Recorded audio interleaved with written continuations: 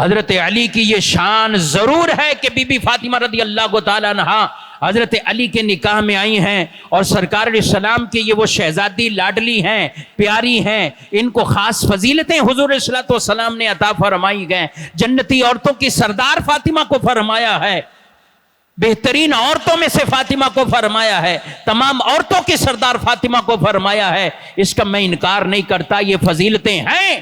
آج ہم ممبر پر بیٹھ کر ان شانوں اور فضیلتوں کو بیان کرتے ہیں، اس فضیلت کا کوئی انکار نہیں کرتا، لیکن میرے بھائیوں یہ شان سمجھنی چاہیے۔ حضرت علی اگر ایک بار رسول اللہ صلی اللہ علیہ وسلم کے گھر دولہا بن کر گئے ہیں اور بی بی فاطمہ ان کے نکاح میں آئی ہے، اس لیے ان کی شان بہت زیادہ ہے۔ میں کہتا ہوں ایسا ہی ہے تو پھر عثمان کا کیوں انکار کرتے ہو؟ وہ ایک بار نہیں 2 مرتبہ دولہا بن کے رسول اللہ کے گھر میں گئے۔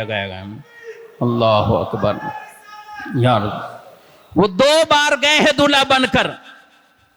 اور پھر مجھے آگے بھی کچھ کہنے دیجئے، یہاں علی اور عثمان دولہا بن کر ان کے گھر گئے ہیں، اور جن کے گھر خود مصطفیٰ دولہا بن کر گئے ہوں، حضرت ابو بکر صدیق اور حضرت عمر، ہمارے نبی صلی اللہ علیہ وسلم نے جن کی بیٹیوں سے نکاح فرمائے ہو، تو حضور نے جہاں بیٹیاں دی ہیں اور جن سے رشتے لیے ہیں، یہ سارے اللہ کی طرف سے منتخب کیے ہوئے رشتے کا، سب کی شان نے کا۔